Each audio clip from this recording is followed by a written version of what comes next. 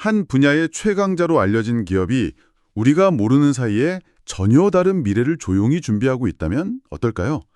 익숙한 이름 뒤에 숨겨진 거대한 변화의 가능성을 살펴보는 시간입니다. 오늘 저희가 깊이 파고들 자료는 바로 아바코라는 기업에 대한 심층 투자 분석 보고서인데요. 많은 분들께는 아마 디스플레이 장비 회사 이 정도로만 알려져 있을 겁니다. 네, 맞습니다. 하지만 이 보고서는 아바코를 더 이상 단순한 디스플레이 회사로 봐서는 안 된다고 아주 강하게 주장하고 있습니다. 아, 더 이상은 아니다. 네, 디스플레이라는 아주 안정적인 기반 위에서 이제 2차 전지, 그리고 심지어 차세대 반도체라는 두 개의 강력한 성장 엔진을 장착했다는 거죠. 이른바 첨단 종합 장비 기업으로의 변신을 아주 입체적으로 분석하고 있습니다. 바로 그 지점입니다. 과연 그 주장의 근거는 무엇이고 또 그 변신이 현실화될 가능성은 얼마나 될까? 오늘 저희의 목표는 이 보고서를 바탕으로 아바코의 현재와 미래를 정말 구석구석 해부해보는 겁니다. 좋습니다. 이 분석은 2025년 3분기 실적과 최신 자료를 기반으로 하고 있고요.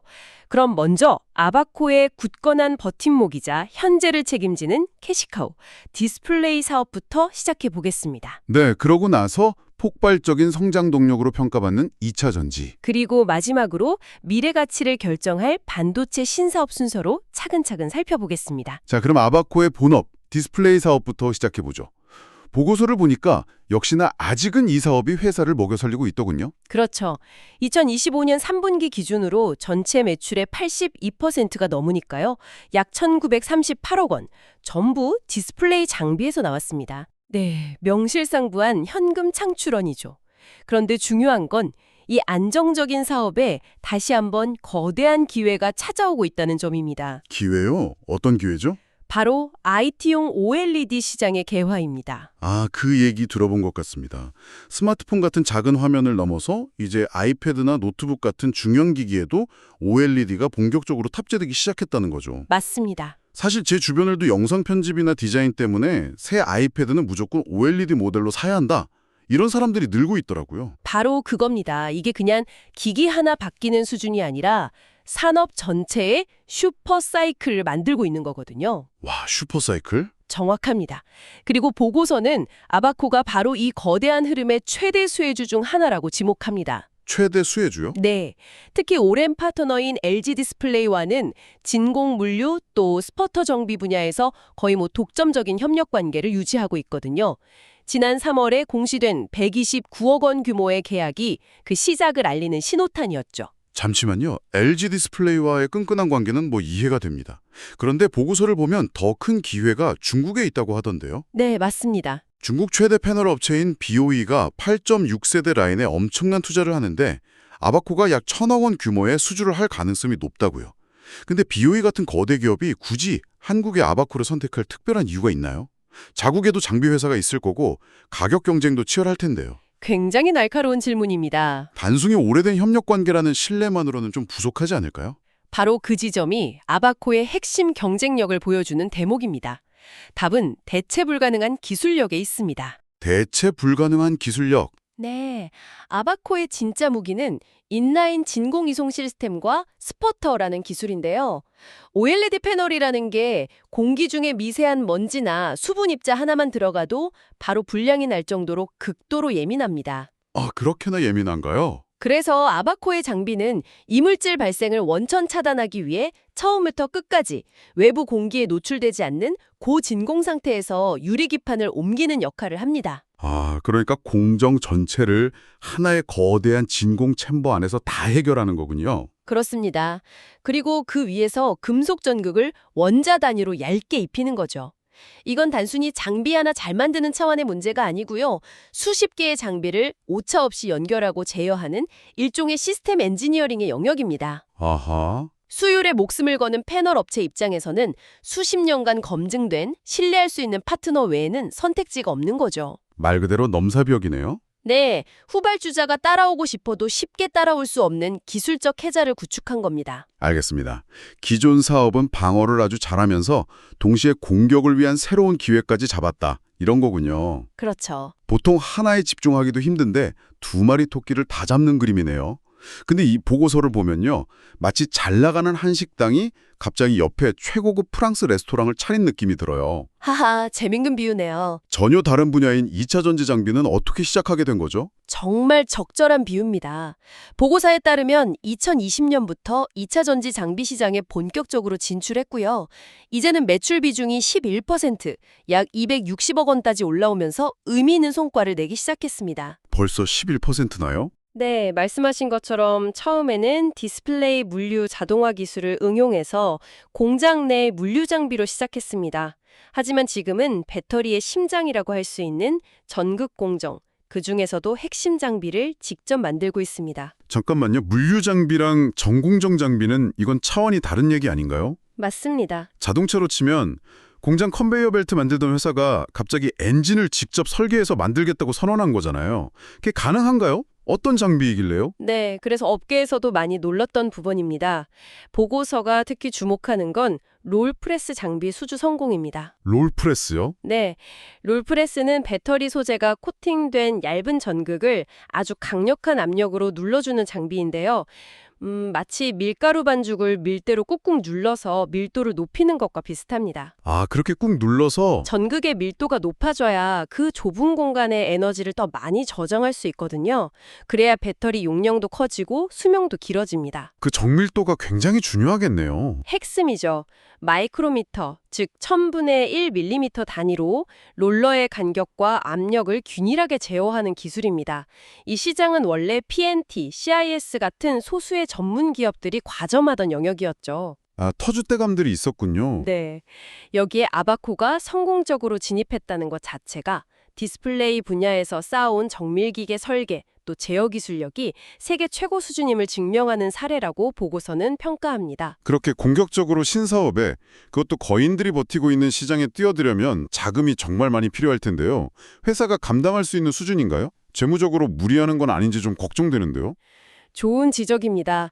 사실 그 부분이 아바코의 또 다른 강점입니다. 아, 그런가요? 2025년 3분기 누적 실적을 보면 영업이익이 232억 원으로 전년 같은 기간보다 무려 68% 가까이 증가했습니다. 와, 68%나요? 네, 영업이익률도 6.8%에서 9.7%로 크게 개선되었고요. 고수익 디스플레이 장비 수주가 늘어난 덕분이죠. 이렇게 본업에서 벌어들인 탄탄한 현금을 바탕으로 미래를 위한 투자를 하는 아주 이상적인 선순환 구조를 만든 겁니다. 부채 비율은 어떤가요? 부채 비율도 63.7%로 아주 안정적인 수준이고요. 아하, 그러니까 튼튼한 체력을 바탕으로 과감한 도전을 하고 있다는 거군요. 안심이 되네요. 그럼 롤프레스가 2차 전지 사업의 현재라면 미래를 위한 비장의 무기도 있습니까? 물론입니다. 그리고 이 보고서가 진짜 게임 체인저라고 부르는 기술은 바로 지금부터입니다. 오, 게임 체인저. 만약 이게 성공하면 지금 우리가 아는 2차 전지 공장의 풍경 자체가 바뀔 수 있다고 하는데요. 바로 건식 전극 공정 장비입니다. 건식 전극이요? 이름만 들어서는 감이 잘 안 오는데 현재 습식 공정과 어떻게 다른 건가요? 현재 대부분의 배터리 공장은 습식, 즉 액체를 사용하는 방식입니다. 배터리 소재 가루를 NMP라는 유독성 용매에 섞어서 검은색 반죽처럼 만들고요. 이걸 구리포일 위에 얇게 펴바릅니다. 그리고는 축구장 길이만한 거대한 오븐에서 이걸 말리는 방식이죠. 와, 축구장 길이요? 네. 이 과정에서 막대한 에너지와 비용, 그리고 아주 넓은 공장 부지가 필요합니다. 하지만 건식 공정은 이런 용매 없이 가루 형태의 소재에 특수 바인더를 섞어서 압력과 열만으로 바로 필름처럼 만들어 붙이는 차세대 기술입니다. 와, 그럼 유독 물질을 쓸 필요도 없고 말리는 과정도 필요 없으니까 원가가 획기적으로 줄어들겠네요. 맞습니다. 원가를 낮추는 동시에 에너지 밀도는 오히려 더 높일 수 있어서 그야말로 꿈의 기술로 불립니다. 꿈의 기술. 테슬라가 이 기술 확보에 사활을 걸고 있는 이유이기도 하죠. 아, 테슬라가요? 보고서에 따르면 아바코는 2026년 초 개발 완료를 목표로 국책과제를 수행 중이고 이미 시운전을 거쳐 양산성을 검증하는 단계에 진입했다고 합니다. 만약 아바코가 이 장비의 국산화에 성공한다면 기업 가치가 완전히 다른 차원으로 도약하는 퀀텀 점프의 기회가 될 수 있습니다. 디스플레이, 2차 전지만으로도 정말 벅찬데 여기서 멈추지 않는군요. 보고서는 반도체와 MLCC라는 또 다른 미래까지 이야기합니다. 네, 그렇습니다. 2025년 11월에 첨단 반도체 패키징용 스포터 장비 계약을 체결했다고요? 이것도 일본, 미국 기업들이 독점하던 시장이라면서요? 네, AI 시대가 오면서 여러 개의 반도체 칩을 마치 하나처럼 수직으로 쌓고 연결하는 첨단 패키징 기술의 중요성이 어마어마하게 커지고 있습니다. 아바코는 바로 이 후공정의 핵심 장비 시장에 진입한 것이죠. 하지만 보고서가 더 주목하는 것은 그 다음 단계입니다. 바로 AI 반도체의 성능을 한 단계 더 끌어올릴 핵심 소재 유리기판 시장을 준비하고 있다는 점입니다. 유리기판이요? 유리라면 디스플레이 만들 때 다루던 그 소재잖아요. 정확히 보셨습니다. 이건 전혀 다른 분야로의 점프가 아니라 자신들이 가장 잘하는 기술을 응용하는 거군요. 바로 그 연결고리가 중요합니다. 기존의 플라스틱 기판보다 훨씬 얇고 매끄러운 유리 기판 위에 더 미세하고 많은 회로를 새길 수 있어서 차세대 기판으로 주목받고 있죠. 아바코는 유리 기판에 머리카락보다 얇은 구멍을 정밀하게 뚫는 핵심 기술 TGV 장비를 개발 중입니다. 귀집이요? 네, TVGB라는 약자인데요. 이건 디스플레이 진공 증착 기술과 정밀 가공 기술을 모두 가진 아바코에게는 최적의 신사업인 셈이죠. 향후 고성능 컴퓨팅 칩 패키징 시장을 선점하기 위한 아주 영리한 전략적 포석입니다. 정말 큰 그림을 그리고 있었네요. 기술적인 로드맵은 이제 확실히 이해가 됩니다. 그런데 아무리 기술이 좋아도 그 비전을 투자자들이 믿어줘야 가치가 오르는 것 아니겠습니까? 이 부분에 대해서는 보고서가 어떻게 평가하고 있나요? 그 점을 이야기하기 위해 주주 환원 정책을 살펴봐야 합니다.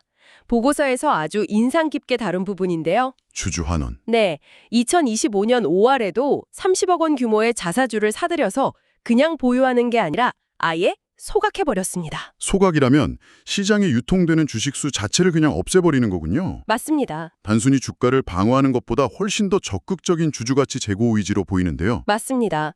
발행 주식수가 줄어드니 기존 주주 한 명 한 명이 가진 주식의 가치는 자연스럽게 올라가게 되죠. 여기에 배당도 주목할 만합니다. 배당도요? 2025년에 주당 500원, 현재 주가 기준으로 보면 약 3.42%의 배당 수익률이 예상되는데요. 보통 이렇게 빠르게 성장하는 기업들은 배당에 좀 인색한 경우가 많잖아요. 그렇죠. 재투자를 해야 하니까. 근데 아바코는 성장주이면서도 안정적인 가치주 수준의 매력을 동시에 갖춘 겁니다. 경영진이 회사의 이익을 주주들과 나누겠다는 확실한 신호를 시장에 보내고 있는 거죠. 그러니까 미래에 대한 원대한 비전만 제시하는 게 아니라 지금 당장 투자한 주주들도 확실히 챙기겠다는 신뢰를 보여주고 있다는 거군요. 바로 그겁니다. 이 모든 걸 종합해 볼 때 보고서는 현재 아바코의 가치를 어떻게 판단하고 있습니까? 결론적으로 심각한 저평가 상태라고 진단합니다. 저평가다. 네, 현재 주가에는 전통적인 디스플레이 장비 사업의 가치만 반영되어 있을 뿐 2차 전지 사업의 폭발적인 성장성, 특히 건식전극이라는 게임 체인저의 잠재력, 그리고 반도체 유리기판이라는 미래 가치가 거의 녹아들어가지 않았다는 분석입니다. 오늘 이야기를 정리해 보겠습니다.